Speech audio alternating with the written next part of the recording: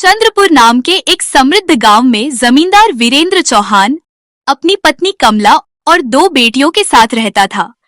उनकी बड़ी बेटी काव्या और छोटी बेटी रीमा थी। सुबह का समय था। आंगन में हल्की धूप फैली हुई थी। काव्या चारपाई पर बैठी किताब पढ़ रही थी। तभी कमला मुस्कुराते हुए बोली, मेरी बेटी तो सच में हमारा नाम रोशन करेगी। देखो कैसे मन लगाकर पढ़ती है। वीरेंद्र ने भी गर्व से कहा। हाँ कमला, काव्या जैसी बेटी हर किसी को नहीं मिलती। समझदार, शांत और संस्कारी। फिर अचानक उसका चेहरा बदल गया।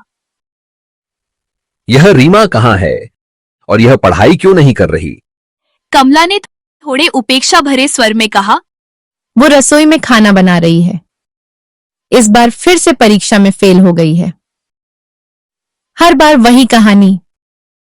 न पढ़ाई में मन लगता है, न किसी काम में खास हुनर। पता नहीं इसका क्या हो। इतने में रीमा रसोई से बाहर आई। उसके चेहरे पर मासूमियत थी। माँ, मैंने रसोई का सारा काम कर दिया है।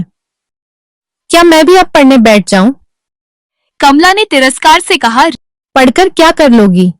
जितनी बार बैठी हो उतनी बार फेल ही तो हुई हो।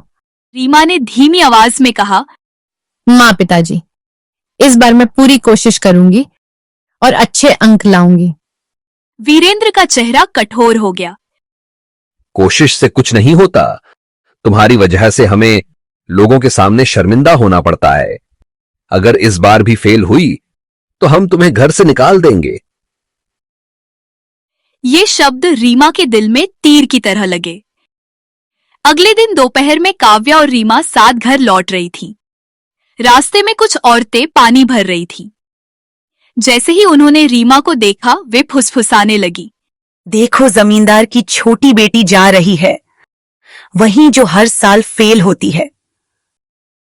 बेचारी, पढ़ाई इसके बस की नहीं। रीमा का सिर झुक गया, आंखें भर आईं। दीदी, लोग मेरे बारे में ऐसा क्यों कहते हैं? काव्या ने उसका हाथ पकड़ लिया। लोगों की बातों पर ध्यान मत दिया कर रीमा, चल घर चलते हैं। घर पहुंचते ही कमला की आवाज आई, आ गई तुम दोनों। काव्या, तू हाथ मुंह धोकर खाना खा ले। और रीमा, तू पहले रसोई में जाकर सब्जी काट, फिर आंगन में झाड़ू लगाना है। रीमा ने थके स्वर में कहा, माँ, मैं अभी स्कूल से आई हूं, थोड़ा आराम कर लूं। कमला झल्ला गई। आराम? पढ़ाई तो होती नहीं, अब काम से भी जी चुरा रही है। कम से कम काम तो ठीक से सीख ले, वरना ससुराल में क्या करेगी? रीमा ने सिर झुका लिया। जी माँ, अभी करती हूं। शाम को वीरेंद्र बाजार से लौटे। उनके हाथ में कपड़ों के थैले थे। कमला खुश होकर बोली, क्या लाए हैं? दोनों बेटियों के लिए सर्दी के कपड़े। काव्या के चेहरे पर उत्साह था। रीमा चुप खड़ी थी। कुछ देर बाद कमला ने काव्या को कपड़े दी। ये तुम्हारे लिए हैं? रीमा ने संकोच से पूछा। माँ, मेरे लिए। कमला बोली, तुम्हारे लिए कुछ नहीं, जब परीक्षा में पास हो जाओगी तभी मिलेगा। रीमा की आंखें भर आईं। काव्या बोली, माँ ऐसा क्यों? ठंड तो इसे भी लगेगी। कमला ने डांट दी। तू बीच में मत बोल। या काव्या चुप हो गई। रात में सब सो गए। रीमा फर्श पर बैठी पढ़ने की कोशिश कर रही थी। काव्या अंदर आई। अरे, तू अभी तक जाग रही है? नींद नहीं आ रही थी दीदी, सोचा पढ़ लूं। काव्या ने उसके कंधे पर हाथ रखा। मैं जानती हूं तू कोशिश करती है, खुद को कम मत समझ। रीमा की आंखों में आंसू आ गए। कभी कभी लगता है मैं इस घर में बोझ हूं। काव्या बोली, हर किसी की रफ्तार अलग होती है, मेहनत कभी बेकार नहीं जाती। कुछ दिनों बाद परीक्षा का परिणाम आया। काव्या अच्छे अंकों से पास हो गई। रीमा फिर असफल हो गई। कमला गुस्से से बोली, देख लिया, वही हुआ जिसका डर था। वीरेंद्र ने कठोर आवाज में कहा। आज पूरे गांव में हमारी नाक कट गई। रीमा रोते हुए बोली, पिताजी, मैंने सच में कोशिश की थी। कमला चिल्लाई। बस इस घर में नाकाम लोगों के लिए जगह नहीं है। अभी निकल जाओ। रीमा की दुनिया उसी पल टूट गई। वह रोते हुए घर से निकल गई। रीमा की आंखों से आंसू लगातार बह रहे थे। घर से निकलते समय उसने पीछे मुड़कर भी नहीं देखा। उसके पैरों में दिशा नहीं थी, बस दर्द था, अपमान था और एक अनकही पीड़ा थी जो उसके दिल को भीतर ही भीतर तोड़ रही थी। चलते चलते वह गांव से दूर निकल आई। सामने घना जंगल शुरू हो चुका था। पेड़ों की लंबी परछाइयां जमीन पर फैल रही थीं। हवा में अजीब सी ठंडक थी, लेकिन उसके भीतर का दर्द उससे कहीं ज्यादा ठंडा था। रीमा ने आसमान की ओर देखा और धीमे स्वर में बोली, भगवान, अगर मेरी किस्मत ऐसी ही थी तो मुझे उस घर में जन्म क्यों दिया? गलती हर बार मेरी ही क्यों बन जाती है? कुछ देर बाद वह चलते चलते एक पुराने तालाब के किनारे पहुंच गई। वहां एक बूढ़ी औरत झुकी हुई कपड़े धो रही थी। उसके हाथ कांप रहे थे और चेहरा थका हुआ था। रीमा कुछ पल उसे देखती रही। उसके मन में अचानक करुणा जागी। वह पास जाकर बोली, माँ, आपके घर में कोई नहीं जो आपके कपड़े धो दे। आपको तो बहुत तकलीफ हो रही होगी। बूढ़ी औरत ने थकी हुई मुस्कान के साथ कहा, क्या करूं बेटी, बुढ़ापे में बेटे बहू ने घर से निकाल दिया। कुछ बर्तन देकर कह दिया जहां मन हो वहीं रहो। अब अपने कपड़े खुद ही धोने पड़ते हैं। यह सुनकर रीमा का दिल भर आया। माँ, आप बैठ जाइए पेड़ की छाया में, मैं आपके कपड़े धो देती हूँ। बूढ़ी औरत ने मना किया। नहीं बेटी, ठंड लग जाएगी तुझे, मैं खुद कर लूंगी। रीमा ने प्यार से कहा, रोज ना सही, आज तो कर सकती हूँ ना, आप बैठिए। उसकी विनती देखकर बूढ़ी औरत मान गई और पास के पेड़ के नीचे बैठ गई।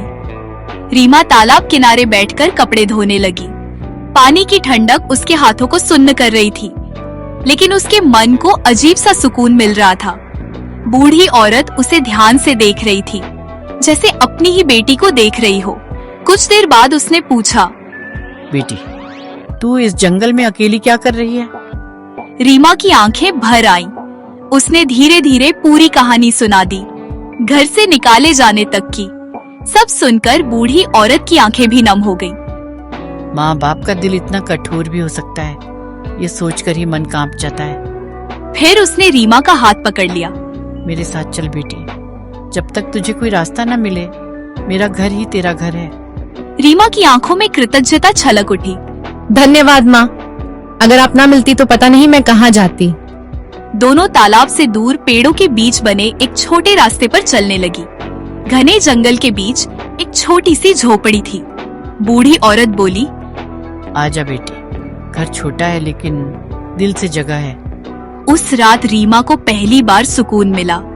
किसी ने उससे सवाल नहीं पूछा, बस अपनापन दिया। उधर हवेली में काव्या दरवाजे पर खड़ी बार बार रास्ते की ओर देख रही थी। माँ, पता नहीं रीमा कहाँ होगी। आपने उसे बस इतनी सी बात पर घर से निकाल दिया। कमला ने कठोर स्वर में कहा, जिस लड़की को घर की इज्जत की कदर नहीं, उसकी याद क्यों आए मुझे? काव्या बोली। माँ, वो भी आपकी बेटी है। कमला झुंझला गई।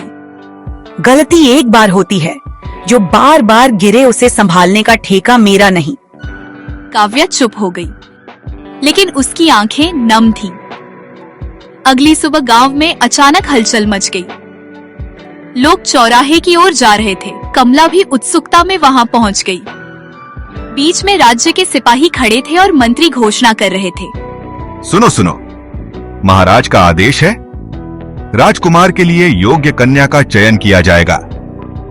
राज्य की सभी कन्याओं को अवसर दिया जाएगा। चयन परीक्षा द्वारा होगा। यह सुनते ही कमला के चेहरे पर चमक आ गई। उसके मन में तुरंत काव्या का चेहरा आया। मेरी बेटी सबसे योग्य है, वही राजमहल की बहू बनेगी। कुछ देर बाद वही खबर जंगल की झोपड़ी तक पहुंची। बूढ़ी माँ उत्साह से बोली, बेटी, राजा अपने राजकुमार के लिए योग्य कन्या ढूंढ रहे हैं। परीक्षा होगी। रीमा हल्की मुस्कान के साथ बोली, माँ, ऐसे मौके हमारे जैसे लोगों के लिए नहीं होते। बूढ़ी माँ ने गंभीर स्वर में कहा। बेटी, किस्मत नहीं, योग्यता फैसला करेगी। उसके शब्द रीमा के दिल में उतर गए। उधर हवेली में कमला ने वीरेंद्र को खबर दी। वीरेंद्र बोला, अगर काव्या चुनी गई तो हमारा नाम पूरे राज्य में हो जाएगा। दोनों के चेहरे पर लालच और उम्मीद साफ दिखाई दे रही थी। कुछ दिनों बाद राजमहल में परीक्षा का दिन तय हो गया। राजमहल का विशाल प्रांगण रंग बिरंगी पोशाकों से भरा हुआ था। दूर दूर से आई कन्याएं पंक्तियों में खड़ी थीं। रीमा भी बूढ़ी माँ के साथ वहां पहुंची। वह साधारण कपड़ों में थी, लेकिन आंखों में उम्मीद थी। अचानक उसकी नजर काव्या और कमला पर पड़ी। रीमा खुशी से उनकी ओर दौड़ी। माँ, दीदी, आप लोग भी आए हैं। मुझे आपकी बहुत याद आती है। कमला ने तिरस्कार से कहा। खुद को देखा है? तेरे जैसी लड़की से राजकुमार शादी करेंगे? अपनी जगह जाकर खड़ी रह। रीमा की आंखों में आंसू आ गए और वह चुपचाप वापस चली गई। कुछ देर बाद राजा सभा में आए। मंत्री बोले, महाराज, राज्य की योग्य कन्याएं उपस्थित हैं। यदि आदेश दें तो परीक्षा शुरू की जाए। राजा ने सिर हिलाया, फिर कहा, एक एक करके आगे आओ और राजकुमार के हाथ से एक बीज लो। सभी कन्याएं आगे बढ़ने लगी। हर किसी के मन में अलग उम्मीद थी। जब रीमा की बारी आई, उसने भी चुपचाप बीज ले लिया। राजा ने कहा, इन बीजों को गमले में लगाओ। जिसके बीज से पौधा उगेगा वही राजकुमार की पत्नी बनेगी। सभा समाप्त हो गई। झोपड़ी में पहुंचकर रीमा गमले में बीज लगा रही थी। उसने पूछा। बूढ़ी माँ मुस्कुराई। रीमा ने पहली बार दिल से शांति महसूस की। उसे नहीं पता था किस्मत उसके लिए क्या लिख चुकी है। माँ, क्या मेरे बीज से पौधा उगेगा? बूढ़ी माँ मुस्कुराई। बेटी, बीज उगे या ना उगे, हमारा काम सच्चाई से लगाना है। अगर मन साफ हो तो खाली गमला भी गवाही बन जाता है। रीमा ने पहली बार दिल से शांति महसूस की। उसे नहीं पता था किस्मत उसके लिए क्या लिख चुकी है। रीमा रोज सुबह उठकर सबसे पहले अपने गमले के पास बैठ जाती थी। मिट्टी को ध्यान से देखती, शायद कहीं कोई छोटी सी हरियाली दिख जाए, लेकिन हर दिन वही सूखी मिट्टी उसे देखती रहती। एक सुबह उसने निराश होकर कहा, माँ, मेरी किस्मत इतनी रूखी है कि इस बीज से भी कुछ नहीं निकला। बूढ़ी माँ ने उसके सिर पर हाथ फेरते हुए कहा, बेटी, किस्मत को इतना दोष मत दे। अभी कुछ दिन बाकी हैं, धैर्य रख। रीमा बोली। अगर सबके गमलों में पौधे उग गए और मेरे में नहीं, तो मैं क्या कहूँगी? बूढ़ी माँ ने मुस्कुराकर कहा, तू सच लेकर जाएगी। याद रख, कभी कभी सच सबसे पहले अकेला ही खड़ा होता है। रीमा चुप हो गई, लेकिन उसके दिल में डर अभी भी था। उधर हवेली में काव्या भी अपने गमले में बीज लगा चुकी थी। कमला उसके पास बैठी थी। ध्यान से लगाना काव्या, ये मौका दोबारा नहीं मिलेगा। काव्या बोली। माँ, ये ठीक तो है ना? कमला ने धीमे स्वर में कहा, राजा को सिर्फ हरा पौधा चाहिए। सच क्या है वो कोई नहीं पूछेगा। काव्या थोड़ा असहज हो गई, लेकिन उसने कुछ नहीं कहा। अगली सुबह कमला और काव्या दोनों गमले के पास खड़ी थी। कमला ने मिट्टी को देखा। अभी तक कोई अंकुर नहीं निकला था। वह परेशान हो गई। अब तक तो कुछ निकल आना चाहिए था। कहीं यह बीज खराब तो नहीं? काव्या बोली। माँ, हमने कल ही लगाया है, समय लगेगा। कमला कुछ बोले बिना अंदर चली गई, लेकिन उसके मन में बेचैनी बढ़ रही थी। रात गहरी हो चुकी थी। हवेली में सब सो चुके थे। कमला धीरे धीरे बाहर आई। उसके हाथ में एक छोटा गुलाब का पौधा था। वह चारों ओर देखकर गमले के पास बैठ गई। मैं अपनी बेटी का भविष्य यूं मिट्टी में नहीं छोड़ सकती। उसने सावधानी से मिट्टी हटाई, बीज को निकालकर एक ओर रख दिया और गुलाब का पौधा लगा दिया। उसके चेहरे पर संतोष था। लेकिन उसे यह नहीं पता था कि यही गलती आगे सबके सामने सच बनकर खड़ी होगी। कुछ दिनों बाद परीक्षा का अंतिम दिन आ गया। राजमहल का दरबार भव्य सजावट से चमक रहा था। सभी कन्याएं अपने अपने गमलों के साथ खड़ी थीं। अधिकतर गमलों में सुंदर हरे पौधे लहरा रहे थे। माता पिता गर्व से उनके पीछे खड़े थे। काव्या आगे की पंक्ति में थी। उसके गमले में गुलाब का सुंदर पौधा था। कमला का चेहरा गर्व से चमक रहा था। दरबार के एक कोने में रीमा खड़ी थी। उसके गमले में सिर्फ सूखी मिट्टी थी। उसका सिर झुका हुआ था, लेकिन उसने गमला मजबूती से पकड़ा हुआ था। कमला ने उसे देखकर हंसते हुए कहा, अरे, तेरे गमले में तो कुछ निकला ही नहीं। कितनी शर्म की बात है। अगर राजा को पता चला कि तू मेरी बेटी है तो मेरी बेइज्जती हो जाएगी। रीमा ने कुछ नहीं कहा। उसकी आंखें नम थीं, लेकिन वह अपनी जगह से हिली नहीं। कुछ ही देर में राजा सिंहासन पर आकर बैठ गए। दरबार में सन्नाटा छा गया। राजा ने कहा, बताओ किसके बीच से पौधा उगा? तुरंत कई लोग आगे आने लगे। कमला भी आगे बढ़ी। महाराज, मेरी बेटी के गमले में देखिए कितना सुंदर गुलाब खिला है। यह उसकी मेहनत और संस्कार का फल है। कुछ और लोग भी अपनी अपनी बेटियों की तारीफ करने लगे। राजा शांत भाव से सब देखते रहे। फिर उनकी नजर रीमा पर गई। बेटी, तुम्हारे गमले में पौधा क्यों नहीं है? रीमा ने सिर झुकाकर कहा, महाराज, मैंने बीज लगाया था, लेकिन उसमें से कोई अंकुर नहीं निकला। दरबार में हलचल होने लगी। तभी राजा का चेहरा गंभीर हो गया। उन्होंने ऊंची आवाज में कहा, तुम सब झूठ बोल रही हो। पूरा दरबार सन्न रह गया। कमला का चेहरा पीला पड़ गया। राजा बोले, क्योंकि मैंने तुम सबको उबले हुए बीज दिए थे, जिनसे पौधा उग ही नहीं सकता। एक पल के लिए पूरा दरबार जैसे जम गया। हर किसी के चेहरे पर डर और शर्म दिखाई देने लगी। राजा आगे बोले, तुम सब लालच और अहंकार में इतनी अंधी हो गई कि सच भूल गई। यह परीक्षा पौधे उगाने की नहीं, ईमानदारी की थी। फिर उन्होंने रीमा की ओर इशारा किया। और यह लड़की यही सच्ची है, जिसने असफलता छुपाने की बजाय सच स्वीकार किया। राजकुमार आगे आए।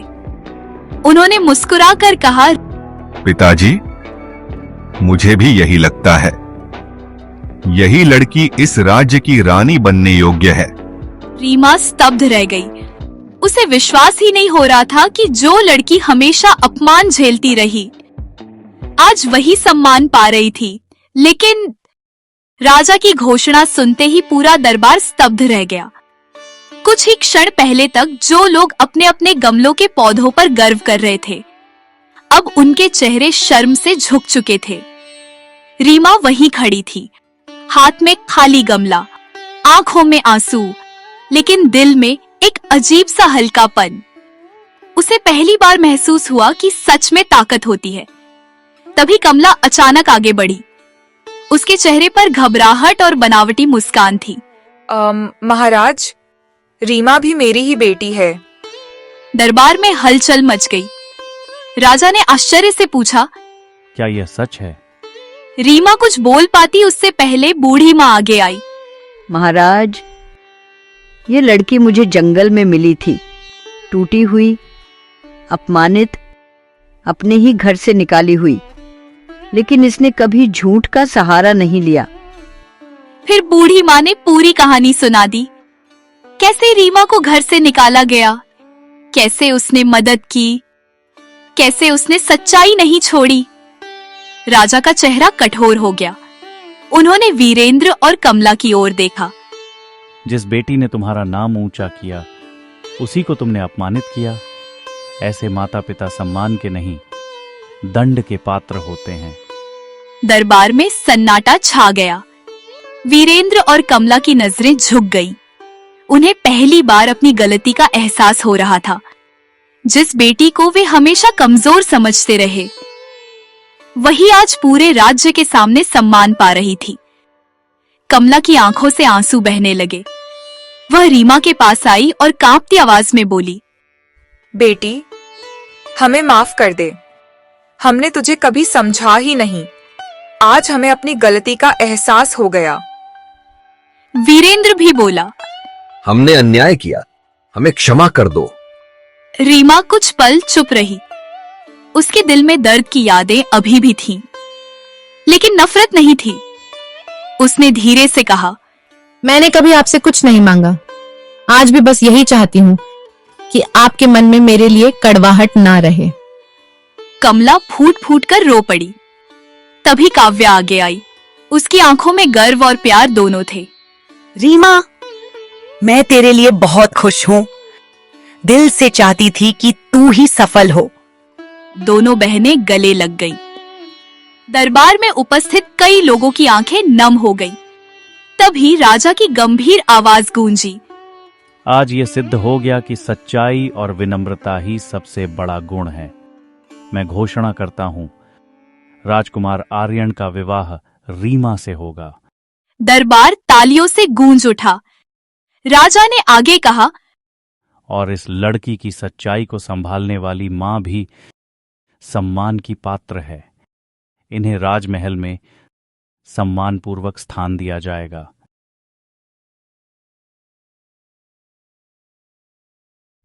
बेटी, आज समझ आया कि असली सुंदरता रूप में नहीं, स्वभाव में होती है।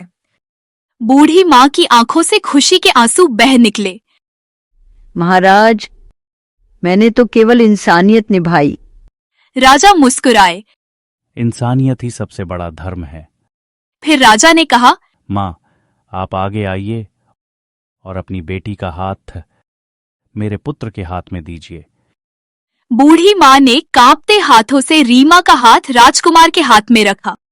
बेटा, मेरी बेटी का ध्यान रखना। राजकुमार ने सम्मान से सिर झुकाया। आप चिंता मत कीजिए, मैं हमेशा रीमा को खुश रखने की कोशिश करूंगा।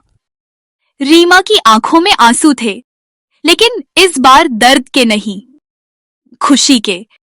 कुछ दिनों बाद राजमहल में भव्य विवाह हुआ।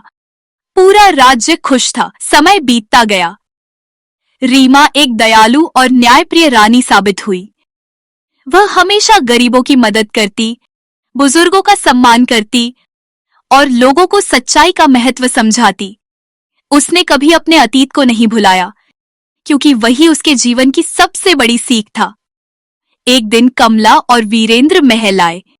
उनकी आंखों में अब घमंड नहीं, विनम्रता थी।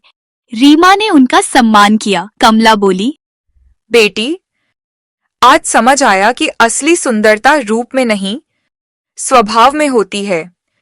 रीमा मुस्कुराई। मां, देर से समझ आना भी गलत नहीं होता, अगर इंसान बदल जाए। कमला ने उसे गले लगा लिया। सच्चाई कभी हारती नहीं। जिसे दुनिया कमजोर समझती है, वही सबसे मजबूत निकल सकता है।